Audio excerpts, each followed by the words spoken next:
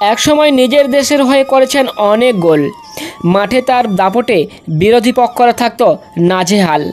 কিন্তু জীবন কাকে কখন কোন সংগ্রামের মুখে দাঁড় করায় তার খবর কেউ জানেন না। ছিলেন মাঠ কাঁপানো স্ট্রাইকার। নিজের দেশের হয়ে করেছেন প্রতিনিধি ফুটবল বিশ্বকাপে। 2002 সালে জাপান কোরিয়া বিশ্বকাপের দ্রুততম গোলটিও ছিল তার পায়ে থেকে। অথচ সময়ের ব্যবধানে তিনি এখন উবর চালক। হ্যাঁ, বলা হচ্ছে তুরস্কের ফুটবলার হাকান শুকুরের কথা। হ্যাঁ, আপনি ঠিকই শুনছেন।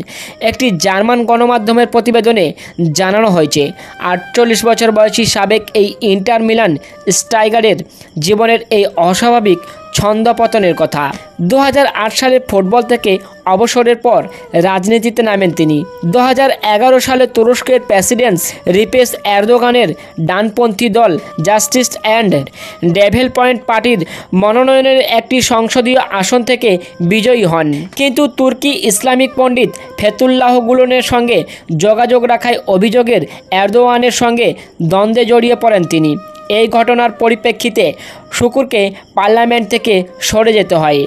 প্রভাব পড়ে তার ব্যবসায়িক কার্যক্রমেও। এরদোয়ানের চক্ষুশূল হয়ে শেষ পর্যন্ত আর দেশে থাকা হয়নি সাবেক এই ফুটবলারের।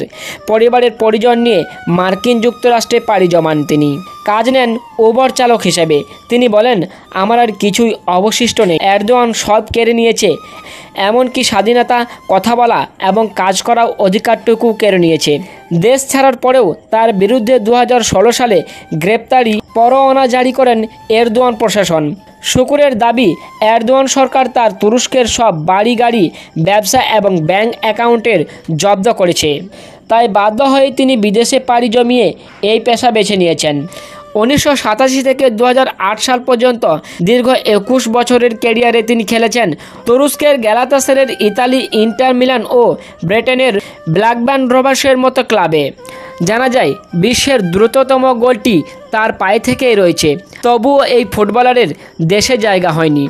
বর্তমানে হাকান বসবাস করছেন আমেরিকাতে এবং সেখানে তিনি উবার চালিয়ে জীবনযাপন করছেন। সত্যি, জীবন কাকে কোন পর্যায়ে নিয়ে যায় সেই খবর কেউ জানে না। তবে মানুষটার সাথে অন্যায় হয়েছে কিনা জানি না। তবে বলতেই হয়, একজন ফুটবলার যে কিনা দেশের হয়ে ফুটবল খেলেছেন এবং বিশ্বের দ্রুততম গোলটি তার পায়ে থেকেই রয়েছে। আর সেই মানুষটার আজ এমন করুণ অবস্থা শুনলে সত্যি চোখে জল এসে যায়।